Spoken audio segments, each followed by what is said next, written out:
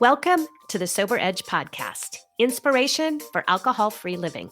I'm your host, Terry Patterson, functional nutritionist and This Naked Mind senior coach. The Sober Edge is a place to explore the infinite possibilities on the other side of drinking. In a culture soaked in booze, discover the wonder and joy of taking a different path. Meet real people living lives of purpose and passion, learn the truth behind the alcohol myths, and get ready to be motivated, inspired, and astounded by what is possible with the Sober Edge. Hey everyone, welcome to episode 114. I'm so grateful for each of you that listen and tune in every week, and thank you for sharing the podcast and sharing your feedback with me. And if you would be so kind to leave a rating and review, it really does help other people find the podcast and learn more about the inspiration behind alcohol-free living. So thank you for that. In addition to introducing my guest, I want to share a couple of things that are happening in my world this week. So the first one is you asked and I listened. You have been giving me some feedback on my brand new program, Stop Drinking in Your 50s and Beyond. This is a self-paced program that is ready for you when you're ready to stop drinking. So you asked for a payment plan, you asked for coaching, and so I have reworked the program so that now for a limited time, coaching is included and there is a payment plan. It's a low-priced item that offers a lot of value. So you can check it out in the show notes today. Stop Drinking in Your 50s and Beyond. Hit me up if you have any questions. I'm really excited about the value of this very special offer to help those of you that are still wanting to stop drinking now. And then I also want to remind you that it's not too late to take advantage of the free month of book club. Yes, my partner Sarah and I are offering the free month of December to come check out the book club. We're going to have a couple exciting things happening in the book club this month of December. And one is a special author spotlight with Meg Guesswhite, who wrote the book Intoxicating Lies.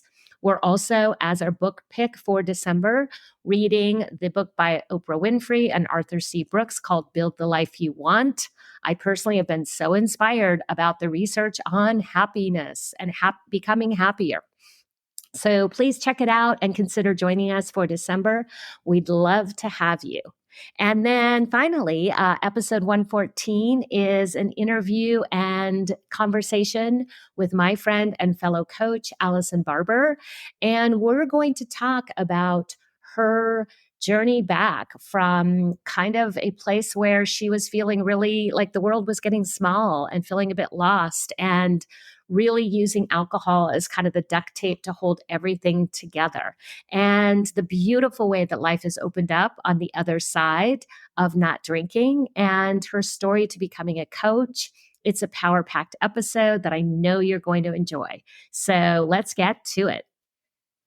Well, hey everyone, it's Terry back with another edition of the Sober Edge podcast. And I'm very excited to introduce you to a friend, a fellow coach, and someone who has a compelling story about her own value becoming the place where her transformation started. So, Allison Barber, welcome to the podcast. Thanks for having me, Terry. Yes. So we've been chatting a little bit ahead of time. We probably should have hit record earlier because we had some great thoughts and conversation around this place where you found yourself at the beginning of the pandemic, kind of with one of those places where everything was piling up. And you shared a story about kind of the moment you realized that maybe you needed to take back some of your own power. So can we start there? Yeah, I was working. I still work for my mom and for 23 years, and my marriage was getting pretty difficult. I had 3 teen girls, and so you can imagine with the hormones and my hormones. I'm turning 53, and things were just building up. Prior to that, I'd been a competitive gymnast through college. And so being able to rely on my body um, was really, really important to me. So in December of 2019, I ruptured a cervical disc traveling back from New York City. And so things were culminating, and I was just feeling the pressure of life. And I was probably drinking, I don't know, maybe up to a bottle of wine a day. It was and it was pretty easy for me to do that. Once I ruptured my disc, I was also on medication for pain, and I just felt like my world was getting really small. And I just felt like all of that was imploding. I had surgery right before the pandemic hit. I was probably one of the last surgeries that were done before everything kind of got shut down.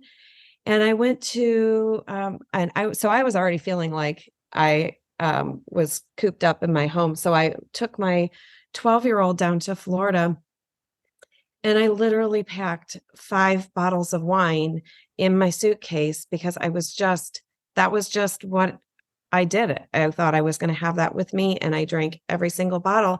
And I thought, I've got my 12-year-old daughter here, and something's got to give. So that was sort of the culmination of my, what I call my end, where I kind of got into my end. And once I got back, that's when sort of my journey out of that sort of darkness started. Oh, thank you for sharing that, because it's so powerful to just state where we were. And you and I talked a little bit before I hit record that, understanding that it doesn't make us less valuable and less of a human and less beautiful, even though we have struggles and we may choose things like alcohol to cope. And we may do things that we look back on and say, oh, that feels like a hard time. But you said something there that I think is really also worth mentioning or circling back to, is this idea of this was the end. And then from that end becomes this new beginning. And that is such a beautiful place to recognize. We often think in the modern culture and the way that society tells us we have to hit a rock bottom, or, it has to get really, really bad. And the truth is that we can begin again at any point. And so I love this idea of this transformation being this recognition of this is a new starting place. Yeah, it was definitely a turning point for me. And looking back, I think what one of my biggest takeaways is, um, and because I'm a natural like rule follower, being a gymnast, things needed to be perfect. Um, my faith that, gives me sort of boundaries of, again, following rules and connecting my value to whether or not I'm sort of meeting those expectations. And where I really got to was knowing that my value is not tied to my behavior. And of course, my choices impact the direction of my life. Um, I think it's really, really important to recognize that no matter what my choices are, my value does not change as a human. So I'm not a better person when I make better choices, and I'm not a worse person when I make worse choices. I'm still the same person, but I get the opportunity to make choices that are going to open up opportunities for me, as opposed to making choices, which of course I'm still human, making, lots of choices that, we get to learn from. I think that's such a unique perspective. And we need more of that, in the world, to shout that out from the rooftops and say, hey, it's not about your behavior, it doesn't define your value or worth. So, how did you come to that? When did you recognize like that was an important place for you to focus and to build this new life, this new place where you are now living? Well, Um, that feels a little elusive to put my finger on it. But what I will say is working toward getting freedom from alcohol felt very freeing. At the beginning stages, of course, a there was tension and there was this inner struggle. You know, you want it, you don't want it. What does that look like? I never intended on stopping drinking entirely. Um, but as I was going on and learning from this Naked Mind that I was on the path program, um, doing that work caused me to realize that that one thing in my life was closing so many doors to other things. And as I was willing to open up and get inquisitive about what alcohol was really doing in my life and did the beliefs I held for such a long time, were they really true? And instead of being so quick to condemn myself for drinking, I kind of took a step back, almost outside of myself, and looked in and thought, well, how is it serving me? And it is okay. It's okay that I'm where I'm at and I don't have to stay stuck.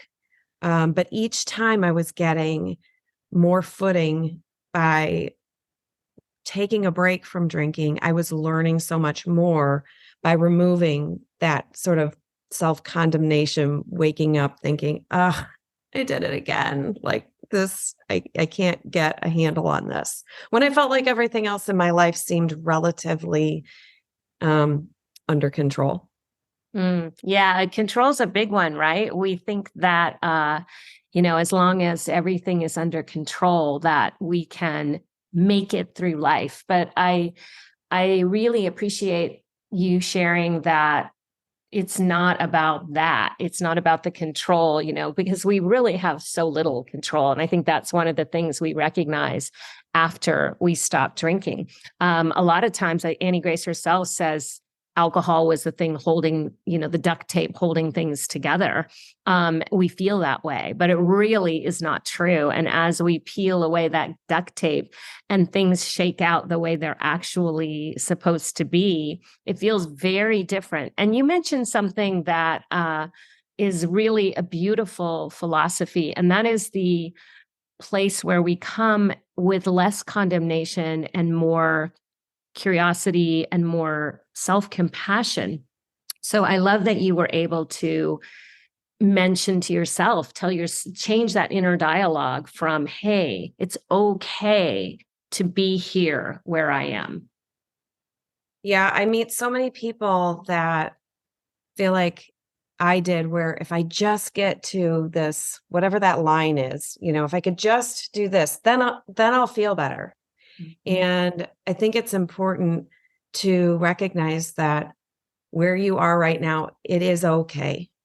And what I mean by that too is like you're gaining more awareness, you're gaining more um, just a readiness for change. And that in and of itself is a step.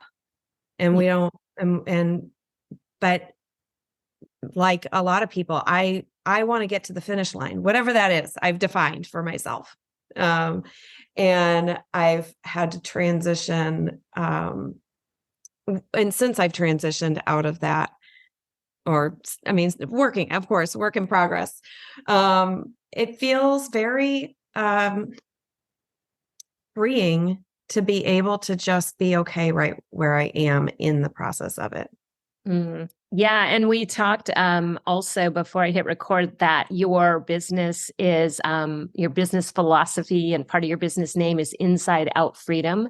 What does that mean to you?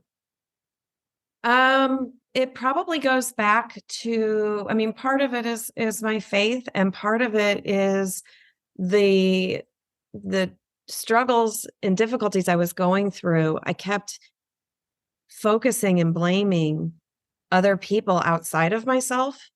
And while there were things that were very true about that my situation, I limited what power and opportunities I had within myself because all my energy was getting focused outward. So where I can take 100% responsibility for myself and my choices, all of a sudden I've got all this space to do whatever I want.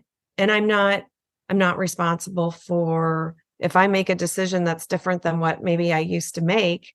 I'm also not responsible for how another person receives that.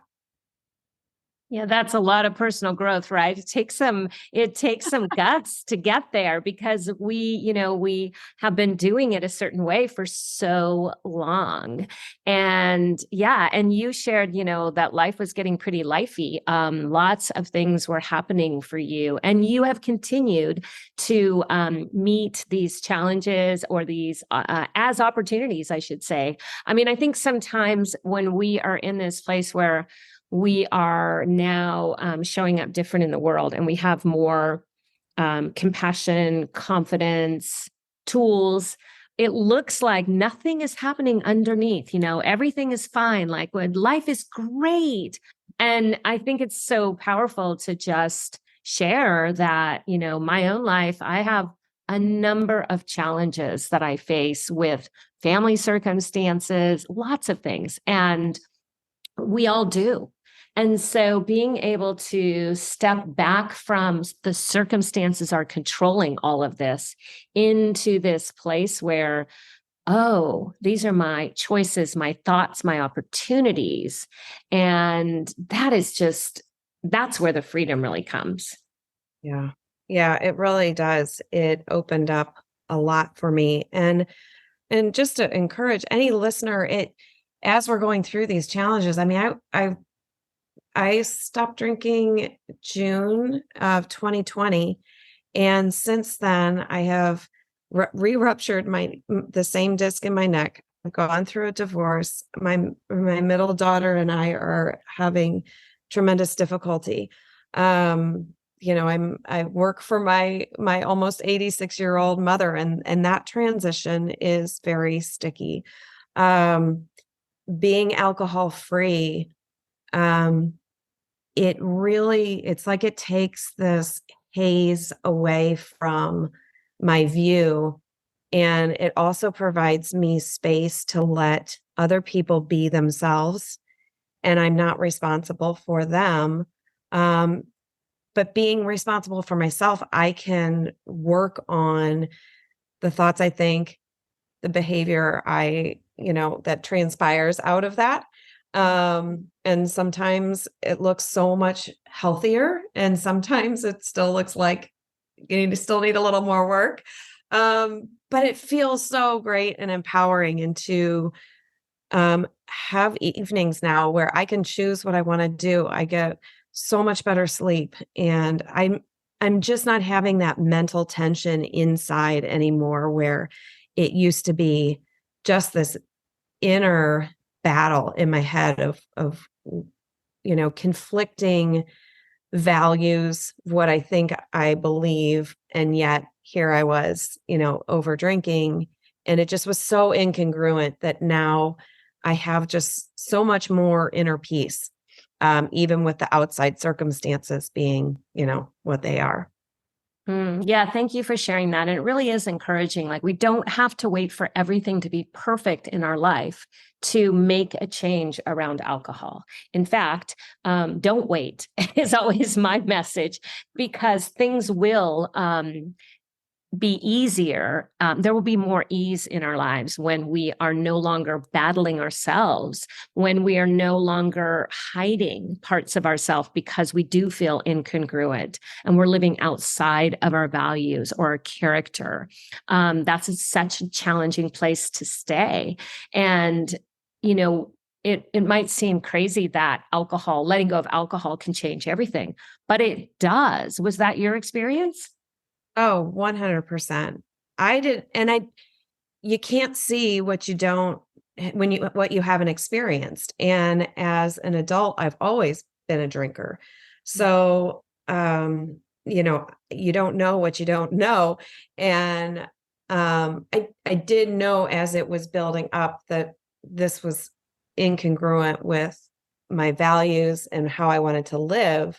But I didn't realize how many positive things were going to be impacted by removing it. And like I said, I had every intention of getting to be a normal drinker or a moderate drinker, whatever that looked like, but it was just going to be less than what I was drinking, and I was going to be in control of that.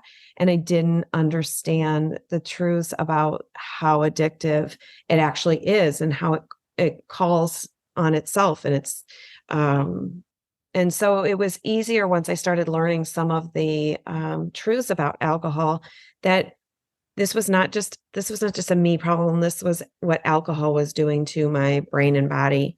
And that gave me some room to experiment and just see what might be out there for me without it in my life, and realizing that it wasn't just a battle of my will. Yes. And that is such an important point because we do think that control is what this is about. And again, our culture and modern society models to us that moderation is the golden ticket. And, I have people ask me all the time. So I'll ask you this question, Allison. Do you think moderation is possible? I think for some people, they they seem to be able to moderate. I mean, I can't I don't think that, because of how far I got down the road with my tolerance, that that would be possible for me. I mean, maybe. And at the end of the day, I feel like it kind of doesn't matter, because I I just have to I can only do myself. And if other people can moderate, um they can. But also, is it benefiting them? To what benefit is moderating? What positive is it adding to your life? And what I boiled it down to is, I mean, you can't deny the first maybe 20-30 minutes of that sort of dopamine rush and whatever, but you can't just have that without all the other things that come along with it, that affect our sleep, our irritability. It's a depressant.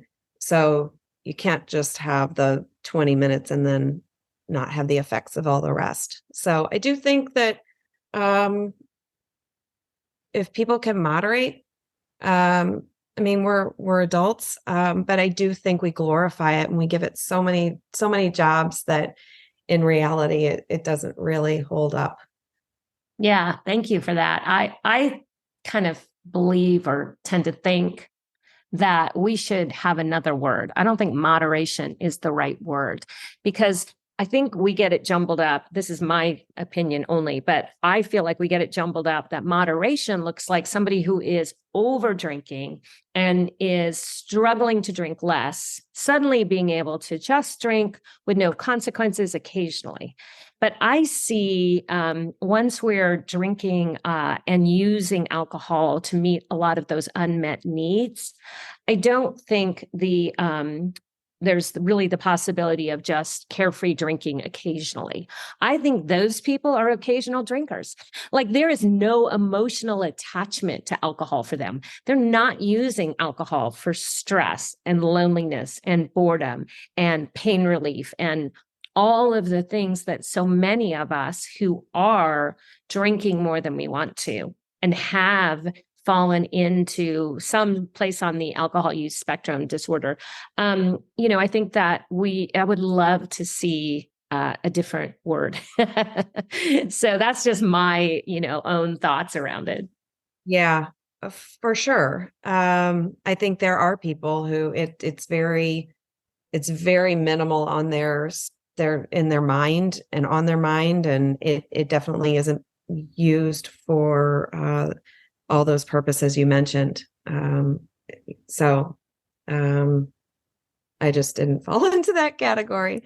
Yeah, nor did I. And I think most of the clients that you and I see are not also they're also not in that place because if someone is saying, "Oh, a glass of wine, okay, I guess, sure."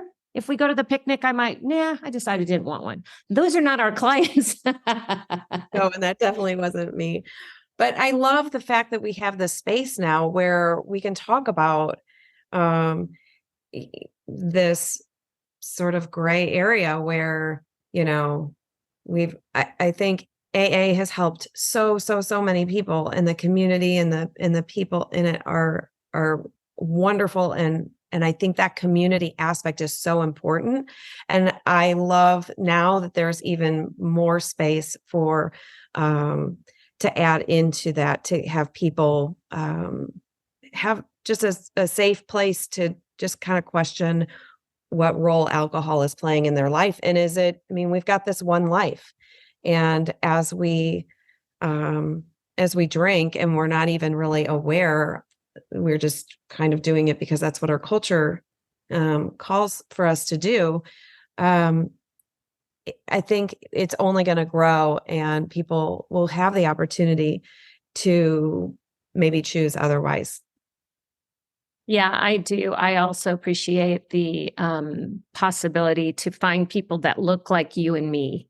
Um, because my idea was, if I had, and I've been alcohol free now for 8 years. So 8 years ago, I looked and thought, if I have to go to meetings, that would be like the worst thing ever. And now I don't believe that anymore. But in my own mind, I thought they would be filled with only people who were really, down the pitcher plant, so to speak, and very dependent, and had reached a rock bottom, and probably had jail time and DUIs and divorces and all kinds of things, and definitely were smokers. And I had this Yeah. vision, Yeah. and now we can see the social media and the opportunities that are out there to connect with people that look like you and me, who say, hey, I was just your average, human going through life. And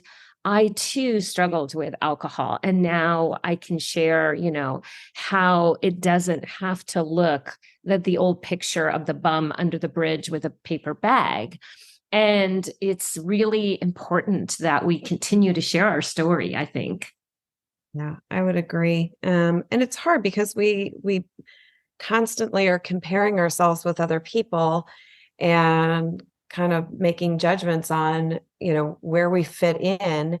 And for me, when I finally dragged myself, it wasn't even to AA, it was to an Al-Anon meeting. And these women couldn't have been nicer and more welcoming. But I was like, I'm so not going back to this. Like I um, because I just, it wasn't going to meet my need. And I think that the now that we're having more of these discussions, people are going to feel like they don't have to identify as alcoholic necessarily, or these old labels. It can just be a conversation. And again, like kind of removing that condemnation piece and just looking at yourself inquisitively and say, how does this fit in my life? And do I want to make a change? And if I want to make a change, how can I do that? Yeah. So as you talk about the things that have changed in your life, I'm getting a real picture of, you probably have done some boundary work because of your, anytime we're, working in a family business, I think that it can spill over and boundaries can become really important. You also mentioned, having three teenage daughters. As our children become adults, we have boundaries around, how do I move from parenting someone who is in my home to having this more adult relationship. You have an ex-husband. There's always boundaries that come up with that. So what would you say has been, kind of a principle that you've maybe used to navigate these relationships as you have changed and grown? Um, I would say the biggest way that I have grown is in every situation, I try to take full responsibility of what options I have in front of me. And just because a person might say or do something, whether it's my mom, my ex-husband, my, adult um, child, 21, almost 21-year-old, um, I try to set up responses so that it provides peace and opportunities for growth as opposed to just imposing um my will or my wants. I might push for things that I want, but also know that it's okay if they have other thoughts and opinions, as opposed to trying to always try to get my way or have somebody see things from my point of view. Mm. Yeah, I think that's so good because we have to let go of the outcome. Mhm. And we have to let go of the thought that we can control how somebody is going to respond. I often tell my clients the time to have a difficult conversation or make the decision is when you're no longer attached to the other person's response. When we go to someone and we're trying to, as you said, impose our own will, we can be very charged around what is the outcome and how do I show up so that I can get my way. And when we instead take a step back and say, here's my intention in having this conversation, and here are the options of things that may happen, and here's the way I want to feel on the other side of this. And it has very little to do with the other person. There's so much peace, as you said, in that place.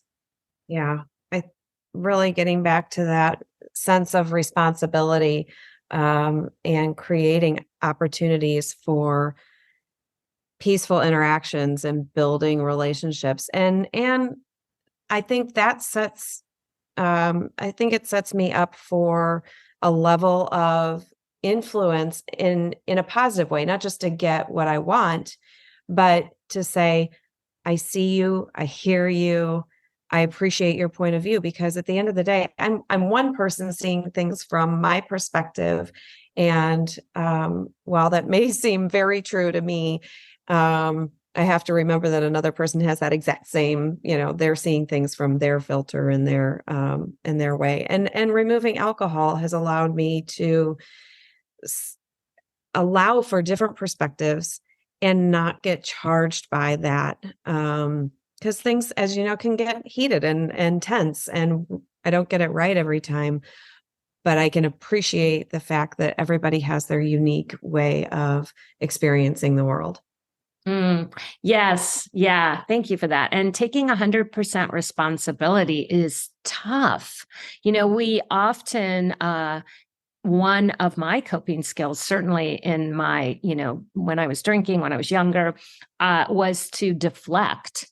And sometimes we have that, the best offense is a good, or best defense is a good offense. And so I come in charging, like, I'm going to get my way and I'm going to force the situation because then I'm going to deflect all of this responsibility. And there's so much peace when we do take responsibility. And but it's also a hard place. It's a hard place to get to recognize that, we can make choices that are going to impact others. And I think sometimes, Allison, I'm curious, we have this place sometimes where thinking about 100% responsibility takes us into the past and we can kind of get stuck in regret. So how do you navigate that in your own life? Ooh, that's a tough one. Um, I try to forgive myself and give myself grace around feeling like I was doing my very best at that time with the tools that I had. Um, and it's kind of a know better, do better. And the more, if I catch myself in the past and ruminating, that awareness of where my mind is, if I can catch myself, then I can kind of honor it and say, okay, that happened. And now, in order to honor that, I'm going to expand my present right now and do the very best I can today, in order to honor kind of the past choices. Mm. Yeah, that's beautiful. Brene Brown, in her beautiful book, Atlas of the Heart, talks about regret. And she says to live a life without regret is to live a life without courage and wonder.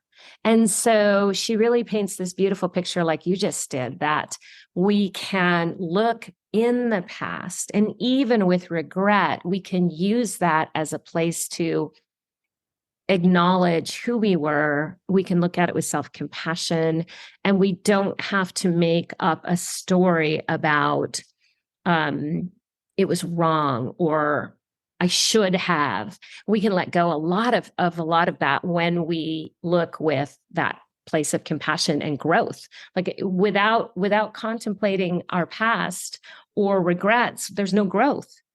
Yeah. I think the other thing that came to my mind is how much energy that I would get from thinking about things that were so hard. And if I was making choices that I now wish were different, it gave me the energy to make a difference today. I don't think that if I was as angry about my situation, or if I was as depressed or down or feeling like I had failed, I also don't think it would give me that same energy to do something different. Uh, Mm. and if I was more like laissez-faire about it, I think that then I wouldn't have that same energy to um, really move forward in an intentional way. Mm. Yeah, that's a super important point. Thank you for that. Yeah. And I think it's a gift to the people that we get to connect with as coaches in this alcohol freedom space is to say, yeah, if it got sticky and messy and ugly, go for it. That means you want something different. Like recognizing that means like, okay, enough.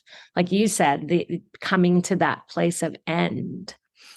So, one of the other things I want to touch on before we wrap up today, Allison, is this idea of midlife. And so, I love reaching out to women in this place who are maybe feeling that it's too late to change, or what's the point, or I'm just stuck in my ways. And you stopped drinking right around 50, right? And so you're 53 now. What would you say to midlife women who might feel like, is it really possible at this time of my life? Yeah, I would say there's no better time than today. Um, we're never going to be 25 again. We're never going to be 35 again. And now I think it's actually a beautiful time to consider it, because at least for me now, my kids are so much more independent that it has freed up some time for me to go, okay, like I now have a little bit of time to think about what is it that Allison wants? How do I want to move forward in this new chapter of my life where my kids are, getting ready to, fly the coop, and I have, I have the opportunity to do whatever I choose to do. And I think it's a beautiful time, and we never know when our last day is. So today is the perfect day to start, and it just opens up so many options for you. Mhm. Yes, I agree. And thank you for that. It's such a place of encouragement and hope for us, no matter how old we are. I also think that the reasons that we choose to take a look at alcohol in our life in midlife look a little different. And I think that, yeah, like you said, there's no better time because we can move into midlife and beyond with a sense of purpose and passion and meaning and opportunity that I have found to be just, this has been the favorite part of my life. Yeah. Well, it definitely, we now have perspective, Mm. where when we were younger, we were gaining what was going to become our perspective. So now, come with wrinkles and come with gray hair, we also have, the opportunity to be able to kind of look back and see what was working and what isn't. And the beauty of being able to look forward in maybe different ways and changing up habits and routines. Yes, I follow this gentleman who has recently been loud and proud about this idea of midlife. Instead of a midlife crisis, it's a midlife chrysalis. Mm.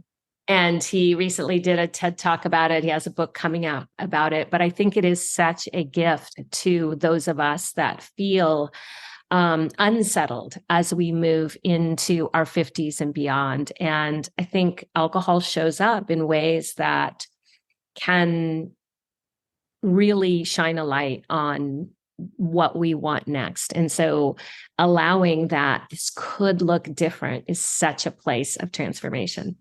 Yeah, I love being able to have the space to talk about it because um, it gives voice to, I think, so many women and probably men as well who feel kind of in the dark with some of this and maybe even unaware of how it's impacting their life. Yeah. Yeah. Well, thank you so much for coming and sharing your perspective on what it means to live in alcohol freedom. And gosh, you have so much to offer the people who have been right where you are, Allison. So tell us where people can find you and connect with you. Well, my website is the insideoutfreedom.com, and I'm on Facebook, Inside Out Freedom, and on Instagram with that same name. And so, yeah, you can reach out that way. And yeah, if you have any questions, and I would love to chat. Yes, and you also shared with me that you have a small group that meets and gets together for just connection calls. And so, if you are interested in feeling more connected with maybe Allison and her group, you can find out about that on her website as well. And so, once again, thank you, Allison, for being here. Thank you. I really appreciate it.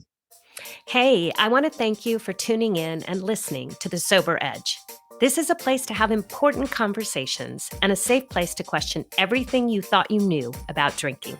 If you're looking for your sober edge, I invite you to connect with me at thesobernutritionist.com, where you can grab my free resource, 5 Healthy Reasons to Take a Break. And I would be grateful if you would take a moment to rate and review this podcast so together we can reach more people who are looking for their sober edge.